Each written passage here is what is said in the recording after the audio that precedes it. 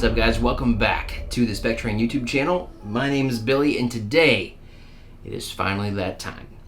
We're going to talk about the Zev Core Elite line of AR15 rifles. Now right off the bat guys, full disclosure, right? We've had a partnership with Zev now for a few years, and we've been shooting for them and doing a lot of product testing on these guns and running them very hard. And so we're not completely unbiased when it comes to the Zev firearms, right? Here's the cool thing about our relationship with Zev. First of all, the Zev partnership was absolutely no different from any other partnership we ever have. I don't entertain any partnerships with any companies that I'm not already using their products that I've paid for with my own money and think that they are solid, reputable products, right? So we've been using Zev parts for a lot of years. Partnered with them when the OZ9 came out, been running those guns for a long time, and then when they finally partnered with Mega and released these rifles, we had a chance to get these hands on these guns as well, and we've been running them. Unlike most of the reviews on the internet, this is not a 1,000 round or 2,000 round review. God forbid an unboxing review, right? We've been running these rifles now for 2 full years and have well over 20,000 rounds through these guns. And so I feel like we have a very informed opinion on these guns.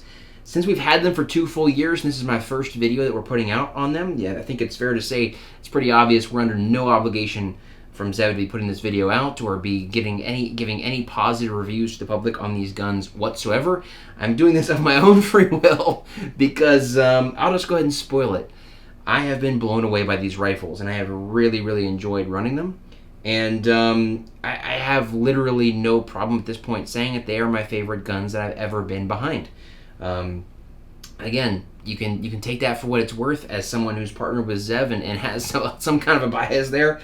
But and I've had the opportunity in my career to run a lot of really high-end rifles, and I've been blown away and impressed by these rifles, and I just want to tell you guys a little bit about that. So what we're going to do in the video is I'll tell you a little bit about my experience with the guns. We'll talk about some of the features they have, things that are unique about them, what they come with, and then I'll also kind of give you guys a run through of how I have my 2 main rifles built out and why, because I get a lot of questions about those, so I'll throw in some information on that as well. I already spoiled it, right? I've really enjoyed these guns. They've been absolutely phenomenal. Starting off with the reliability. I can't say I have never had a malfunction in these guns anymore. I could say that for a very long time, but actually last year I had a bad batch of tool ammo, right, that I was running through the guns, and literally I would say every mag or every other mag, I was having a round get stuck in the chamber, and the extractors in these are strong enough they were literally ripping the rims off of the casings, and so the only way to get the rounds out of the chambers was with a rod down the barrel. But that was just obviously a pure ammunition problem. Other than that, I've literally had not one single malfunction out of these rifles, which is just, it's really incredible, especially when the vast majority of the ammo that I've put through them has been steel case, either tool ammo or Barnall, Wolf, all that kind of nasty stuff, right? That's the majority of what I run in training, at sort of intermediate distances and in. More than happy to throw the brass case stuff in there when I need more reliable ammo for accuracy work at distance or self-defense use or whatever the case may be. But as far as running these things, in courses inside 50 meters, I almost always run steel, and they've just been phenomenally reliable, even though I have not cleaned them for months and months at a time.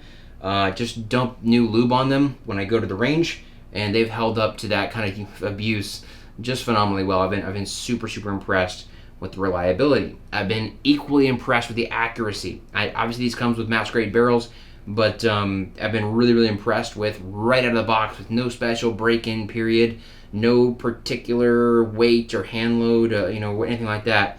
They've been super consistently reliably accurate across the board, no matter what I'm shooting. Obviously there's differences, right? When I'm shooting tool ammo, it's not going to be as accurate as when I'm shooting black kills, right? But they are just really give you all the accuracy you would expect out of a high-end rifle across the board. And so when Zev says they're capable of sub MOA, they really are. And I've been really impressed with the accuracy on these rifles. When it comes to recoil and running these guns fast, those of you guys that have been following the channel or been in classes know that is my thing. That's what I'm all about. I like to run these guns just as hard as I possibly can, and I've been really impressed with the recoil impulse you get out of these guns, how smooth they run, and just the way they hold up to running at extremely high rates of fire with absolutely no hiccups whatsoever. This particular rifle, the way I have it set up right now, is, I think, probably one of the softest shooting rifles that I've ever run. And that's saying quite a lot. And so I've been really, really impressed just all across the board with these guns. I really can't say enough good things about them. So let me give you a rundown on them. Just kind of some of the features, some of the things they come with, what makes a ZEV gun, right? So first of all, let me just say to try to stay as in compliance as possible with the YouTube rules and regulations. I'm not going to talk about any kind of pricing, where you can buy these, anything of that nature. As always, if you're looking for information on our partners, definitely head over to the Spectrain website, check out the partnership page. You can find all the discount codes and all that stuff over there. But let's just suffice it to say for right now that this is definitely a top tier rifle, right? You're looking to be in the price range of like Daniel Defense and some of those other high-end rifles when you're talking about ZEV. Now, when you look at what these guns come with, realistically, this is not even directly comparable, I think, to something like a Daniel Defense, DDM4 V7, which this would be priced kind of in that tier. It's really more comparable to something like a V7 Pro, which this is actually a good bit less than price-wise. And, when you throw a discount code in on there, whether it's ours or a law enforcement discount or whatever the case may be, you're getting a pretty affordable rifle for what you're getting. So when you look at these rifles starting up, just go from front to back, you're getting some kind of performance muzzle device. This is not the one that comes on it. The ones that I got are these, so the Surefire Warcomp.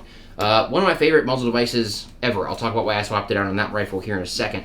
But regardless, depending on which one you get a different muzzle device, but they come with a performance muzzle device. It's going to help you with, flash hiding, recoil suppression, all that kind of stuff.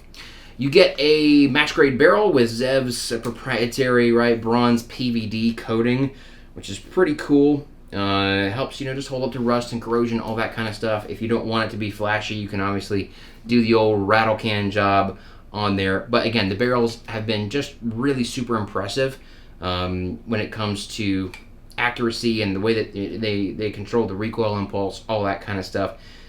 Great gas system with a low pro gas block, free float ZEV wedge lock rail. If you don't know, this is a ZEV rail. So if you see a rail that looks exactly like this on some of the other high-end rifles across the market, that's a ZEV rail, right? That's where it comes from. And these are really, really great rails. Their wedge lock system is rock freaking solid. I've mounted multiple devices to these guns, whether they're offset optics or front sight posts or lasers or whatever, that require, a zero hold. And they've held zero phenomenally well, even after being thrown in barrels and just knocked around and just, all the normal, use and abuse that you would expect when you run a rifle the way that we do, right? So I've been really impressed. I love these rails a lot. All the M-lock space as well as the full pick rail across the top like you would want. They've got a couple different receiver options. Obviously these are coming the similar design from what you see from Mega Arms. So they've got the the forged version as well as the billet versions. If you want full ambi controls, that kind of stuff, definitely check those out. But pretty much standard fare on the receiver. What you are also going to get though is a ambi charging handle.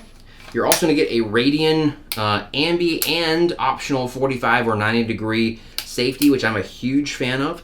You're also going to get a performance trigger. You're not getting a mil-spec trigger in these guns.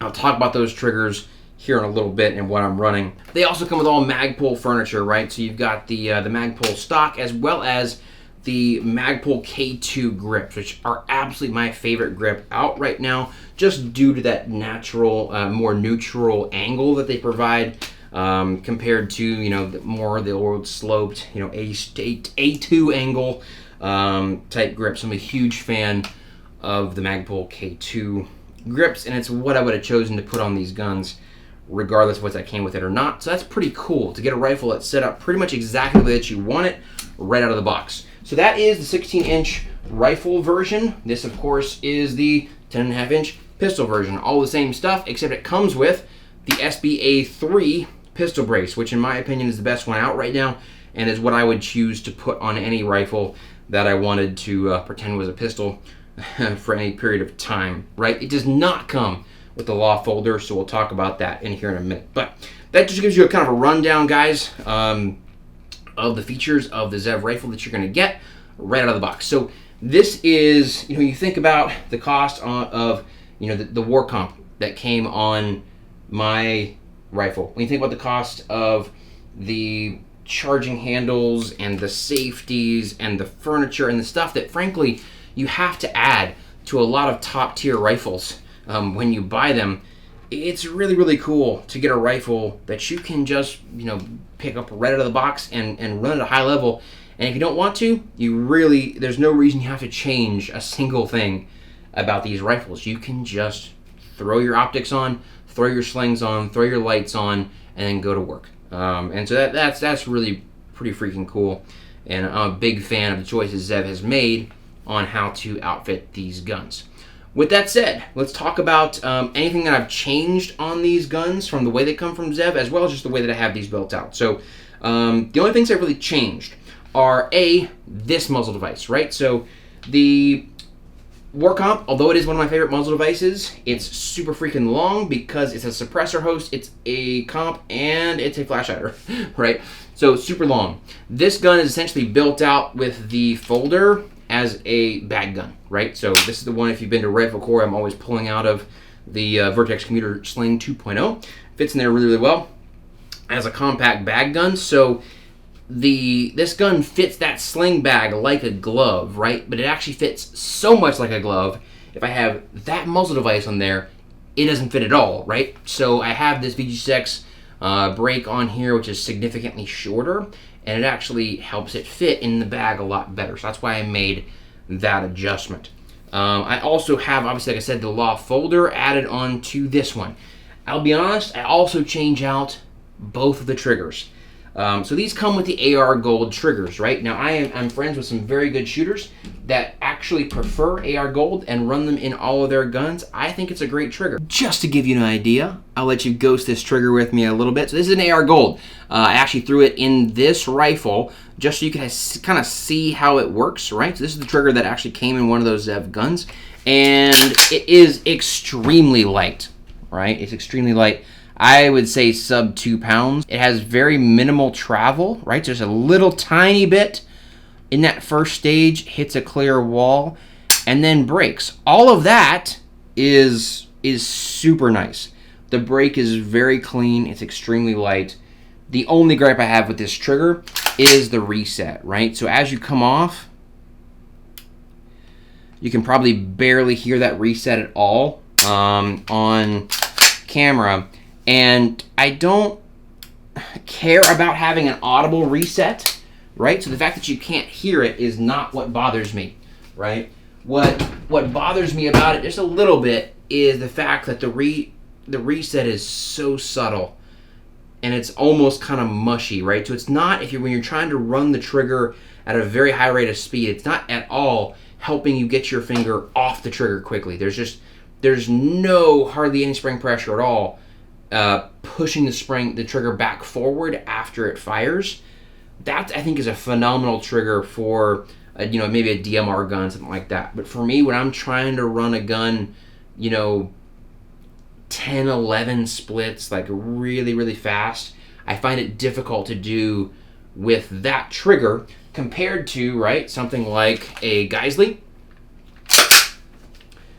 So with the Geisley, right, same minimal pre-travel up front, very nice clean break, but you'll see that there's much less what I call post-travel, right? So after the trigger breaks, it doesn't travel very far, and then you go to the reset, right? It's very distinct. It pops your finger forward. You do hear that audible click. Again, the sound is not what I care about, but the sound represents the way that it works, which is that it does help you read the trigger a little bit better. So just my personal cup of tea.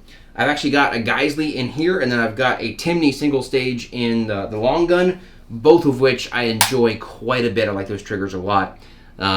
So I'm just particular enough that I swapped the AR Gold out for some triggers I like a little bit better. But I do think it's a good trigger, and again, I think most shooters would have no problems running that trigger at all. I believe that's a full and total summation of the parts that I've actually changed out on these guns. Other than that, they're totally stock and have been the entire time, and I'm absolutely in love. So let's talk about just how I have these guns built out, and as far as accessories, things that are bolted on, so on and so forth. We already talked about the brake up front. This is a phenomenal muzzle device if you're not afraid of that that blast, right? Knocking your buddies in the face, and you're not afraid of the fireball. It does a phenomenal job of controlling recoil. It really, really does. Huge shout out to Mod Light for taking all that abuse. You can see how bad that light's smoked right now. I need to clean it.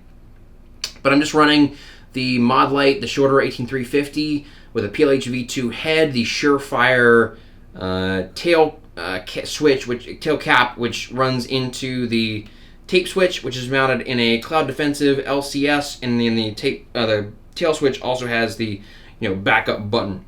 I like this system a whole lot, right? So with the Surefire tape switch here, I like the size of this, how easy it is to hit. This is momentary only though, so for any reason, if I ever did have to go hands off on the gun and I needed constant on, I could use the tail cap switch, and that's also a redundant switch in case my wire ever gets frayed or melted or something weird happens. I have a redundant switch there, which is pretty nice. Sling-wise, right here, I am running the Neomag sling on this rifle. Again, this is a bag gun, so the Neomag sling works really well with their Sentry strap, which is just ideal setup for a bag gun. It's just a magnetic strap that keeps your sling tight to your rifle, and when you need your sling, you just simply pull it out, and you've got their sling here ready to go. Due to the length of the rifle, I have a Magpul angled foregrip. Nothing too crazy going on there. I've been running the HRF magwells for a while now. I have these on both of the rifles, and I'm a fan, right? Not only makes it easier to reload, gives you some standoff, like my friend Nick Young at Velox made a video about recently, to help from dropping your bolt if you have your bolt locked open and you do a transition, or you're just administratively letting your gun hang during a class or a range day. It gives you a little bit of standoff there, which is pretty nice. I have the Unity Fast Mount with a red dot on top. This is actually the Vortex Crossfire. I've broken a couple of these. It just sent me back the newer version of it that I'm running through. I think, though, I'm a bigger fan of the Spark Solar. If you're looking at Vortex dots, been running the Spark Solar now for a little bit, and it seems to be really, really phenomenal. But anyway, got the Crossfire on here, and so I'm going to run it for a little while and then see if I can break it again, or if it's fixed, right? But just like a basic red dot with, I am a big fan of dial controls for the brightness. Big fan of the Unity mounts as well for a few reasons. Number one, it gives me flip to center on my magnifier, right? So that's the main idea behind the 226, is that it lets me run my dot over top of the magnifier, and then when I need it, I can flip that magnifier up, flip it back down, or flip it back down as I want to, right? The reason that's important is with the normal flip to sides, every time you transition the rifle or let it hang, the magnifier is going to hop over in front of the optic every single time, right? And so that's not what I want. I don't want my gear getting in the way of the way that I want it, right? I want it to stay where I put it until I need it. That's exactly what the Unity magnifier mounts do, is they stay down because they're flipped to center, and then when you need them, flip them back up and you're good to go. Other cool thing about this is that they actually work with backup irons if you want to run them under the optic. Most of your 193s, the only way you're running backup irons is if they're offset, or if you have a quick detach optic mount where you can rip it off your gun.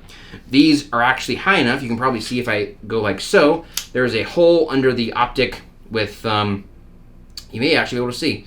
There is actually, there you go, there is a very small set of a ghost ring rear and post front sight inside of the mount itself. If you run it that way, that's obviously a very, very short sight radius, so your accuracy is not going to be phenomenal. But the cool thing about it is, if you're running a magnifier or whatever, don't have space for a rear sight back here, you can take the front post out, run a flip up or fixed front sight if you want to, and now you've got that full sight radius, and it saves you rail space back here, and you can actually use it without taking your high mount off, even if the glass on this is shattered and becomes completely obscured. So that's a pretty cool system. I do run Magpul bad levers on all of my guns as well. Actually got into some discussions here recently with a student in class about these, who had the concern of hitting the bad lever and his finger going onto the trigger, right? That's something that seems like it could happen, but it's actually strictly only possible as a result of bad technique. So the way that this actually works, if I lock my bolt to the rear, in the case of, say, a reload, and now I want to drop my bolt, what I am not going to do under any circumstance is curl my finger and punch the bad lever in like so. That's where accidents happen. What I'm going to do is keep my finger completely straight and swipe down on the bad lever, right? When I do this, my finger, presuming you have full-size hands that are long, the same size as mine, right? My finger actually can't slip inside the trigger guard unless I bend it because I'm hitting the mag well, right? So when I do this properly, there's absolutely no shot that I could ever hit the trigger guard. My finger is never actually going inside the trigger guard. It's simply going down in front like so. So if you use this correctly, I don't think there's any danger to using a Magpul bad lever at all. And it is super, super handy on reloads, on manipulations for locking your bolt to the rear, in malfunction clearances, things like that. When you have a bad lever, there's never any reason that I have to switch hands, pinch this down, go like that, do this whole thing. There's just no reason to do it when your rifle's set up this way. So I'm a big fan of it. Magpul bad levers. Already talked about the Geissele trigger in this. Big fan. I do run my safeties on 45, ambidextrous charging handles, law folders, SBA 3 with a flatline Fiberco custom strap that they made for us with the Spec Train logo. Huge shout out to them for making those for us. Since I have the 10.5 set up as kind of my bag gun rig.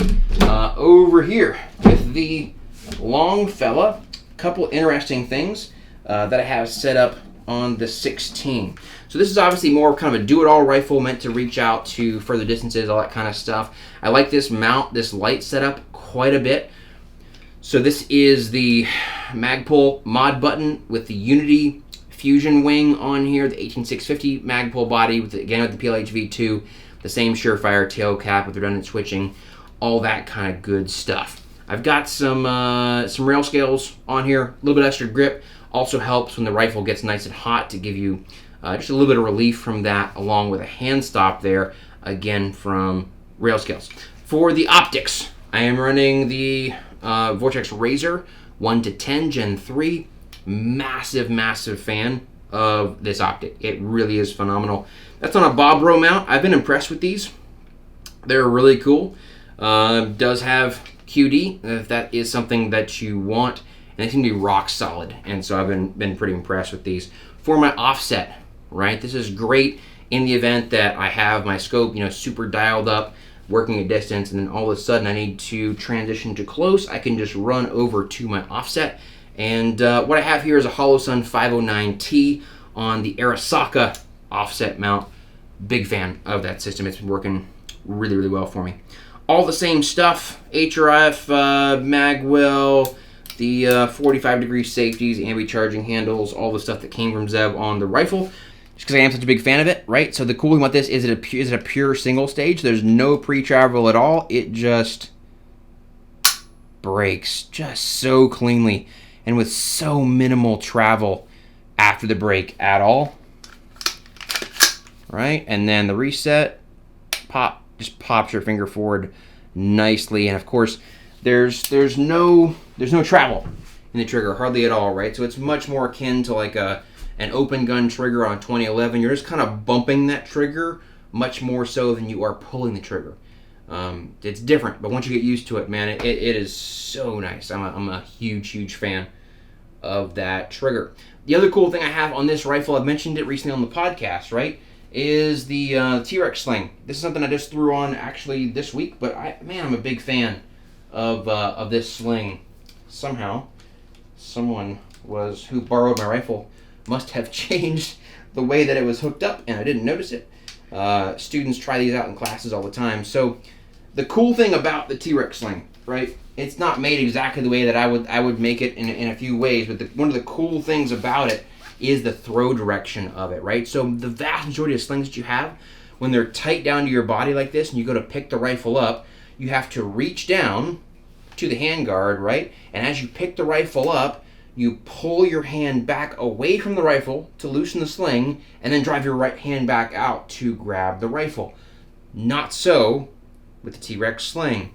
With this one, as I simply grab the sling, I grab the rifle, and I lift the rifle up, right? And as you do so, as you actually slide your hand forward on the sling, it loosens the sling right to where your hand needs to be on the rifle, which just makes so much sense. And I really do think every sling from here on out should probably be made that way, right? But anyway, that's the build out for the 16-inch rifle for those that find that interesting. So guys, long story short, again, I've been blown away with these rifles over the past 2 years of just running them hard, putting them away wet every chance we get, cleaning them just extremely minimally just to see what they could do. I intentionally decided not to paint them through this kind of review process because I wanted to see how the coatings held up. And man, after throwing these things in barrels and down in the gravel, and I mean, there's just no sign for the most part that they aren't brand new out of the box, which is pretty super impressive. And they've had just extreme reliability, extreme accuracy, and they're extremely fast. So what more could you ask for out of a couple of rifles? So hopefully that answers all the questions I get about these Zev rifles and why we are running them. If you have any questions, drop below. Again, make sure to head over to spectrain.us and check out the partnership page for all the goodies that are over there, information on our partners and discounts for those guys, all of that kind of good stuff. So anyway, guys, hope it was helpful. We'll see you on the next one.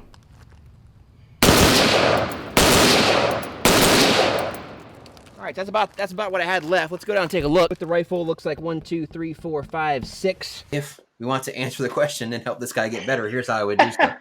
The first caveat on it, he said stock Glock trigger.